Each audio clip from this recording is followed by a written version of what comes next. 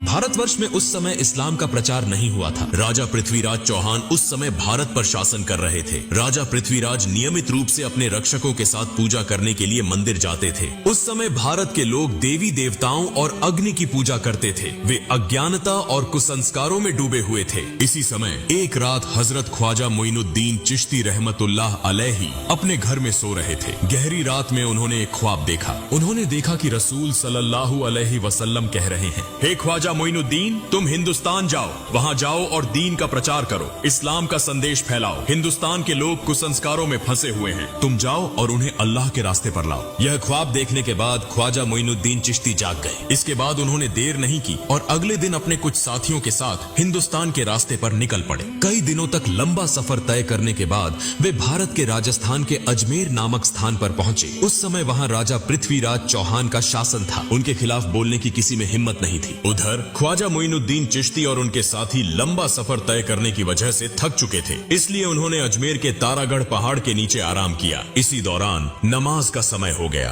ख्वाजा मोइनुद्दीन चिश्ती ने अपने साथियों से कहा, तुम पानी की तलाश करो क्योंकि वुजू करना जरूरी है, नमाज का समय हो गया है। तब उनके दो साथी एक लोटा लेकर पानी की तलाश में निकले। कुछ दूरी पर जाकर उन्होंने एक विशाल झील देखी जो आज के समय में आना सागर के नाम से जानी जाती है। वे आना सागर के पास पहुंचे और देखा कि राजा की सेना ने आना सागर को चारों ओर से घेर रखा है। उन्हें देखते ही सैनिकों ने पूछा, तुम लोग कौन हो? इससे पहले तुम्हें यहाँ कभी नहीं देखा, यहाँ क्या चाहिए? साथी दोनों ने कहा, हम ख्वाजा मोइनुद्दीन चिश्ती के शिष्य हैं, हम यहाँ वुजू करने के लिए थोड़ा पानी लेने आए हैं। यह सुनकर वहाँ मौजूद सारी सेना जोर जोर से हंसने लगी और कहने लगी, क्या तुमने राजा पृथ्वीराज का नाम नहीं सुना? उनके आदेश का उल्लंघन करने पर कठोर सजा मिलती है। इस झील से कोई और पानी नहीं ले सकता। पानी को हाथ लगाना भी मना है क्योंकि इससे पानी अपवित्र हो जाएगा। यह कहकर उन्होंने उन दोनों को भगा दिया। दुखी मन से वे दोनों ख्वाजा मोइनुद्दीन चिश्ती के पास लौट आए। तब ख्वाजा मोइनुद्दीन चिश्ती ने पूछा, तुम्हारे साथ क्या हुआ? क्या तुम्हें पानी नहीं मिला? उन दोनों ने कहा, हुजूर, पानी तो मिला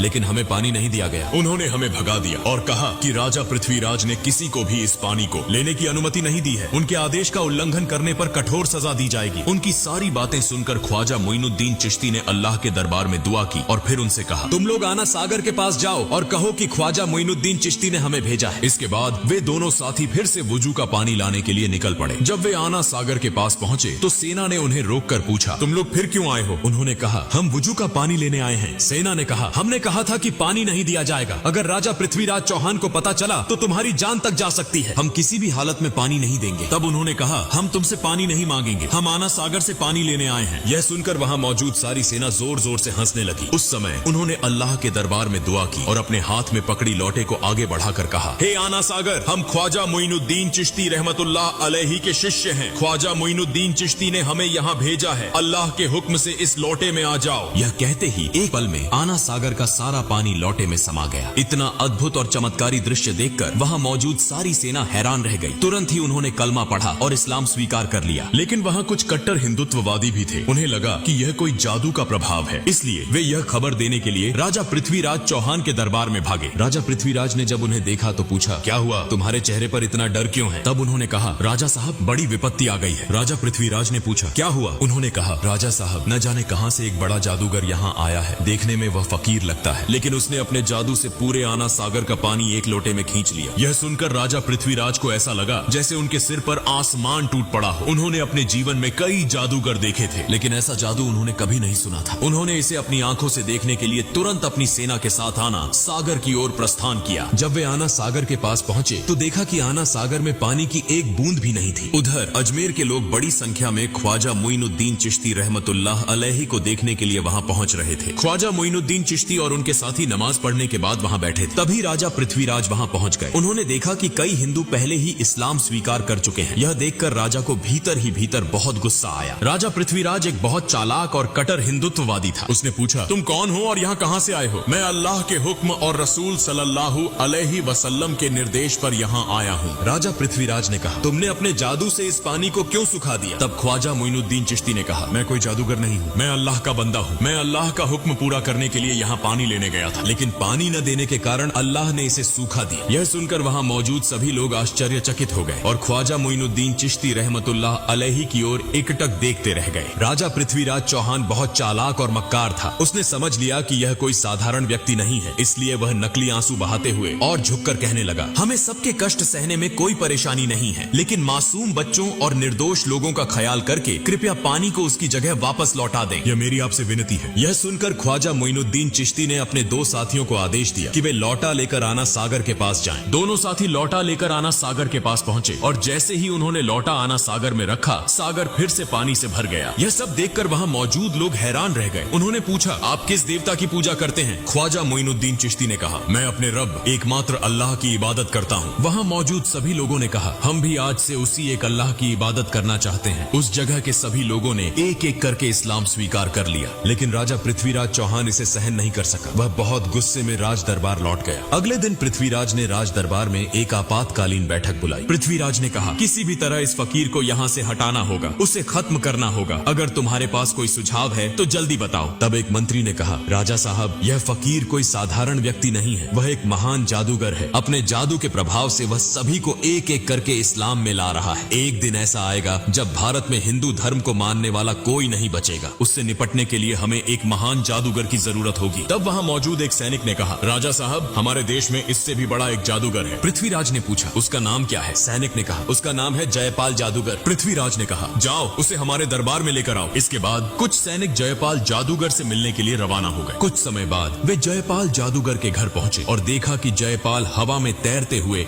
गहरी ध्यान अवस्था में है। जैसे ही उसने सैनिकों को देखा, वह नीचे उतर आया और कहा, राजा ने तुम्हें भेजा है ना? यह सुनकर सैनिक चौंक गए। उन्होंने सोचा कि अब काम बन जाएगा। उन्होंने सारी बातें जयपाल जादूगर को बताई। फिर वे जयपाल जादूगर को राज दरबार में लेकर आए। जयपाल ने पूछा, राजा साहब, आपने मुझे क्यों बुलाया है? राजा पृथ्वीराज ने कहा, हमने सुना है कि आप भारत के सबसे बड़े जादूगर हैं। हम एक बड़ी समस्या में फंसे हैं और आपको इसे हल करना होगा। जयपाल ने कहा, बताइए, मैं आपके लिए क्या कर सकता हूँ? पृथ्वीराज ने कहा, आप भी हिंदू हैं और हम सभी हिंदू हैं, लेकिन कहीं से एक फकीर आया है। वह अपने जादू के प्रभाव से एक एक करके सभी को हिंदू धर्म छोड़कर इस्लाम में ले जा रहा है। आपको उससे मुकाबला करना होगा। अगर आप उसे देश से भगा सकते हैं या उसे खत्म कर सकते हैं तो आपको एक बड़ा इनाम दिया जाएगा। यह सुनकर जयपाल जादूगर ने कहा, महाराज, आप चिंता न करें। कितने बड़े बड़े जादूगर मेरे सामने झुके हैं और यह तो केवल एक साधारण फकीर है। इसे खत्म कर ही मैं आपके सामने आऊंगा। इसके बाद जयपाल जादूगर अपने जादू की मदद से गरीब नवाज ख्वाजा मोइनुद्दीन चिश्ती रहमतुल्लाह अलैहि को खोजने निकला। कुछ दूर जाने के बाद जयपाल जादूगर ने देखा कि ख्वाजा मोइनुद्दीन चिश्ती रहमतुल्लाह अलैहि तारा पर्वत की एक चट्टान के कोने में अल्लाह की इबादत में मग्न है। वह कोई दिशा नहीं देख रहे। यह देखकर जयपाल जादूगर पीछे से उस दिशा में बढ़ा और बोलने लगा, इस फकीर को मारना मेरे लिए कोई बड़ी बात नहीं है। मैंने पीछे से आकर देखा भी नहीं। यह कौन सा जादू है? यह कहकर उसने अपने जादू से उस पर्वत से एक विशाल चट्टान को उठाया और जैसे ही वह ख्वाजा मोइनुद्दीन चिश्ती को दबाने के लिए जा रहा था, ख्वाजा मोइनुद्दीन चिश्ती रहमतुल्लाह अलैहि ने अपनी अंगुली उठाकर कहा, हे तारा पर्वत की चट्टान, क्या तुम नहीं देख रहे कि मैं अल्लाह की इबादत कर रहा हूँ? अगर तुम अल्लाह की तरफ से आई हो तो मुझे दबाकर मार दो, और अगर तुम शैतान की तरफ से आई हो तो वहीं खड़ी रहो। यह सुनते ही चट्टान वहीं रुक गई, 1 इंच भी नहीं हिली। जयपाल जादूगर एक के बाद एक जादू दिखा रहा था, लेकिन कुछ भी कर नहीं पा रहा था। इस शक्ति को देखकर जयपाल जादूगर हैरान और चकित हो गया। उसने समझ लिया कि यह साधारण व्यक्ति नहीं है और मेरे जादू का यहाँ कोई असर नहीं होगा। इसलिए बिना देर किए जयपाल जादूगर ने ख्वाजा मोइनुद्दीन चिश्ती रहमतुल्लाह अलैहि के सामने हार मान ली और इस्लाम धर्म स्वीकार कर लिया। अगले दिन से पूरे भारत में यह खबर फैल गई कि भारत का सबसे बड़ा जादूगर जयपाल एक फकीर के सामने हार गया और उस फकीर का नाम गरीब नवाज ख्वाजा मोइनुद्दीन चिश्ती रहमतुल्लाह अलैहि था। उसने इस्लाम धर्म अपनाया और उसी रब की इबादत की जिसके सामने किसी भी शक्ति का मुकाबला नहीं हो सकता। भारत के लोग कहने लगे, वह जिस रब की इबादत करता है उसकी शक्ति कितनी बड़ी होगी कि उसका सामना करने के लिए कोई भी शक्तिशाली नहीं है। हमें भी उसी रब की इबादत करनी चाहिए। यह कहकर लोग दल बदल कर इस्लाम धर्म अपनाने के लिए ख्वाजा मोइनुद्दीन चिश्ती रहमतुल्लाह अलैहि के पास जाने लगे। यह खबर पाकर राजा पृथ्वीराज चौहान बहुत चिंतित हो गया। वह समझ नहीं पा रहा था कि अब क्या करे। तब एक मंत्री ने कहा, राजा साहब, जयपाल जादूगर ने इस्लाम धर्म स्वीकार कर लिया है और बहुत से लोग एक एक करके इस्लाम धर्म अपनाने जा रहे हैं। मुझे लगता है कि वह साधारण व्यक्ति नहीं है, उसकी बहुत शक्ति है, उसे हराना असंभव है। हमें उसकी बात माननी चाहिए। राजा पृथ्वीराज चौहान ने कहा, इतनी आसानी से मैं हार मानने वाला नहीं हूँ, इसलिए तुम लोग जाओ और उस फकीर को यहाँ बुला कर लाओ। इसके बाद कुछ सैनिक उस फकीर के पास खबर देने के लिए रवाना हो गए। वे वहाँ पहुँचे और कहने लगे, राजा साहब आपको बहुत महत्वपूर्ण बात करने के लिए बुला रहे हैं। तब ख्वाजा मोइनुद्दीन चिश्ती रहमतुल्लाह अलैहि खुद राजपथ पर राजा पृथ्वीराज चौहान से मिलने के लिए निकल पड़े। इसी दौरान उस इलाके में एक हिंदू पंडित था जो रोज पूजा करने मंदिर जाता था और मूर्तियों के सामने दूध अर्पित करता था। एक दिन उसकी बेटी ने पंडित से पूछा, पिताजी आप रोज दूध लेकर मंदिर जाते हैं और वह दूध मूर्तियों के सामने डालते हैं, क्या मूर्तियाँ दूध पीती हैं? पंडित ने कहा, बिल्कुल नहीं, मूर्तियाँ कभी दूध नहीं पीती, हम उन्हें पूजा करते हैं। उसकी बेटी ने कहा, पिताजी मैं देखना चाहती हूँ कि क्या सचमुच यह मूर्तियाँ दूध पीती हैं? पंडित ने कहा, ऐसी बातें नहीं करनी चाहिए, यह हमारे भगवान की मूर्तियाँ हैं, क्या मूर्तियाँ कभी दूध पीती हैं? लेकिन उसकी बेटी ने कहा, पिताजी मैं आज दूध लेकर जाती हूँ और देखती हूँ कि ये मूर्तियाँ सच में दूध पीती हैं या नहीं। फिर एक दिन उसकी बेटी दूध लेकर मंदिर पहुंची और मूर्तियों के सामने कहने लगी, तुम हमारे भगवान हो तो तुम्हें तो मेरी बात सुननी चाहिए, मैंने दूध लाकर लाया है, तुम इसे पी लो। लेकिन मूर्तियों से कोई उत्तर नहीं मिला। लड़की फिर बोली, क्या हुआ, क्या तुम मेरी बात नहीं सुन रहे हो? तुम इस दूध को पियो, मैं इसे अपनी आंखों से देखना चाहती। लेकिन मूर्तियों से कोई उत्तर नहीं आया। तब लड़की ने खुद अपना सिर मूर्तियों के सामने धर लिया और रोते रोते खून बहाने लगी। ठीक उसी समय गरीब नवाज ख्वाजा मोइनुद्दीन चिश्ती रहमतुल्लाह अलैहि वहाँ से गुजर रहे थे। उन्होंने रोने की आवाज सुनी और मंदिर में प्रवेश किया। उन्होंने देखा कि एक लड़की का सिर खून से सना हुआ था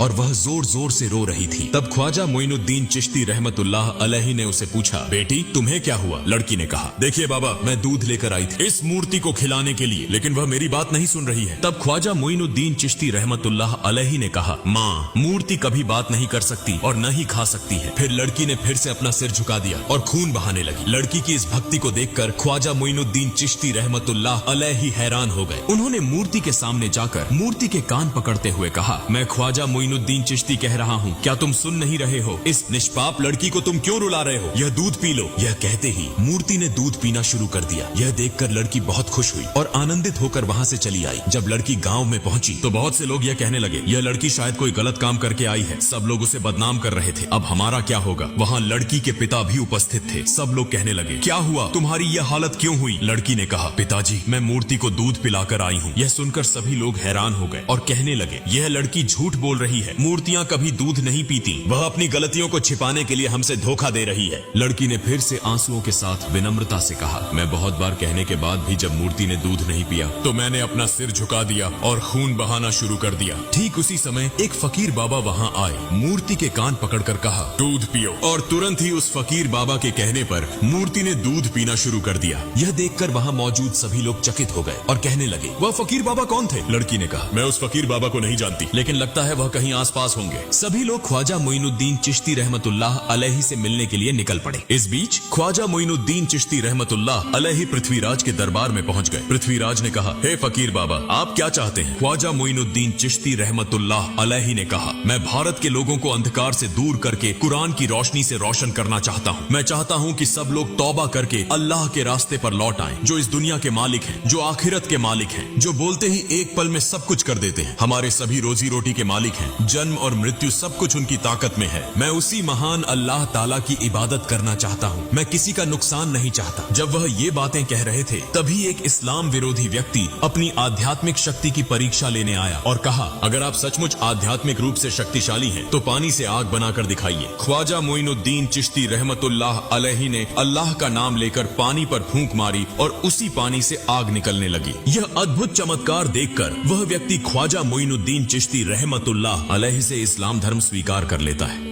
इस समय दरबार के सभी लोग, राजा पृथ्वीराज भी यह समझ गए कि ऐसे अल्लाह वाले व्यक्ति के साथ कभी मुकाबला नहीं किया जा सकता। कई चमत्कारी घटनाओं को देखकर उन्होंने कोई देर नहीं की, माफी मांगी और साथ ही ख्वाजा मोइनुद्दीन चिश्ती रहमतुल्लाह अलैहि के हाथों में हाथ डालकर उनके मुरीद बन गए और इस्लाम धर्म स्वीकार कर लिया। ख्वाजा मोइनुद्दीन चिश्ती रहमतुल्लाह अलैहि ने उन्हें माफ कर दिया। फिर ख्वाजा मोइनुद्दीन चिश्ती रहमतुल्लाह अलैहि वहां से चले गए और अपने साथी संगियों के साथ तारागढ़ पहाड़ के उस स्थान पर स्थित हो गए। ख्वाजा मोइनुद्दीन चिश्ती रहमतुल्लाह अलैहि जब एक स्थान पर अल्लाह की इबादत में मग्न थे, ठीक उसी समय एक हिंदू पंडित और अन्य लोग उस स्थान से गुजर रहे थे। तब पंडित की बेटी ने कहा, देखो वह फकीर बाबा जो बैठे हैं, वही फकीर बाबा अपने शब्दों से मूर्ति को दूध पिलाए थे। फिर वे सभी ख्वाजा मोइनुद्दीन चिश्ती रहमतुल्लाह अलैहि के पास पहुंचे और कहा, हे फकीर बाबा आप कौन हैं और आप किस जादू को जानते हैं कि आपकी बातों से मूर्ति दूध पीने लगी? ख्वाजा मोइनुद्दीन चिश्ती रहमतुल्लाह अलैहि ने कहा, मैं तो अल्लाह का का एक बंदा हूँ, मेरी बातों से कुछ नहीं होता, जो अल्लाह कहता है वही होता है, मैं उसी अल्लाह की इबादत करता हूँ। तब उन्होंने कहा, हम आज से उस अल्लाह की इबादत करना चाहते हैं। इस भारत में तो सब लोग एक एक करके इस्लाम धर्म स्वीकार कर रहे हैं, हमें भी इस्लाम धर्म स्वीकार कराइए। फिर वे सभी इस्लाम धर्म स्वीकार कर गए। कुछ दिनों बाद ख्वाजा मोइनुद्दीन चिश्ती रहमतुल्लाह अलैहि एक जंगल के बीच से गुजर रहे थे। रास्ते में उन्होंने देखा कि कुछ हिंदू पंडित और वहाँ मौजूद लोग अग्नि पूजा कर रहे थे। यह देखकर ख्वाजा मोइनुद्दीन चिश्ती रहमतुल्लाह अलैहि उनके पास गए और कहा, आप लोग आग की पूजा क्यों कर रहे हैं? यह आग आपको क्या फायदा देती है? तब उन्होंने कहा, यह आग हमारा खुदा है, हम इसे खुश कर रहे हैं ताकि मौत के बाद नरक की आग से मुक्ति मिल सके। ख्वाजा मोइनुद्दीन चिश्ती रहमतुल्लाह अलैहि ने कहा, ठीक है, अगर आप आग को खुश कर रहे हैं तो इसे छू कर देखिए, देखें क्या आग आपको जला देती है। एक व्यक्ति ने कहा, यह क्या कह रहे हैं, आग को छूने से हाथ जल जाएंगे। ख्वाजा मोइनुद्दीन चिश्ती रहमतुल्लाह अलैहि ने कहा, आप लोग उस खुदा की इबादत कर रहे हैं जो आपको जला देगा, लेकिन मैं ऐसे खुदा की इबादत करता हूँ जिसके हुक्म से आग ठंडी हो जाती है। यह सुनकर एक अन्य हिंदू पंडित जोर से हंसा और कहा, आग का धर्म तो जलाना है और आप कह रहे हैं तो इसे हमें दिखाकर दिखाइए। ख्वाजा मोइनुद्दीन चिश्ती रहमतुल्लाह अलैहि ने कहा, मैं अल्लाह के एक ख्वाजा मोइनुद्दीन चिश्ती रहमतुल्लाह अलैहि हूँ, अल्लाह के हुक्म से तुम ठंडे हो जाओ। यह कहते हुए ख्वाजा मोइनुद्दीन चिश्ती रहमतुल्लाह अलैहि आग के अंदर प्रवेश कर गए, लेकिन वे यह देखकर हैरान रह गए कि ख्वाजा मोइनुद्दीन चिश्ती रहमतुल्लाह अलैहि आग में प्रवेश कर गए, लेकिन एक भी जलन नहीं हुई। यह अद्भुत घटना देखकर वहाँ सभी लोग हैरान हो गए और कहने लगे, आप कौन हैं और आप किस खुदा की इबादत करते हैं? ख्वाजा मोइनुद्दीन चिश्ती रहमतुल्लाह अलैहि ने कहा, मेरा नाम गरीबे नवाज ख्वाजा मोइनुद्दीन चिश्ती रहमतुल्लाह अलैहि है, जो पूरे ब्रह्मांड के पालनहार हैं, उनके सिवा कोई पूज्य नहीं है, वह सारी ताकत के मालिक हैं, मैं उसी अल्लाह की इबादत करता हूँ। यह सुनकर वहाँ मौजूद सभी लोग बोले, हम भी आज से उस मालिक की इबादत करना चाहते हैं, और इस प्रकार वहाँ मौजूद सभी लोगों ने इस्लाम धर्म स्वीकार कर लिया। फिर इस घटना के बाद ख्वाजा मोइनुद्दीन चिश्ती रहमतुल्लाह अलैहि ने भारत में आकर कुरान के प्रकाश से इस्लाम धर्म का प्रचार किया और अल्लाह ताला द्वारा दिए गए चमत्कारों को देखकर करोड़ों हिंदुओं ने इस्लाम धर्म स्वीकार किया। यह एक अद्वितीय उदाहरण बन गया और इस प्रकार पूरे भारत में इस्लाम धर्म फैल गया। प्रिय दोस्तों, अगर आप चाहते हैं कि ख्वाजा मोइनुद्दीन चिश्ती रहमतुल्लाह अलैहि के निधन के बाद हुए चमत्कारों का पाठ हम आप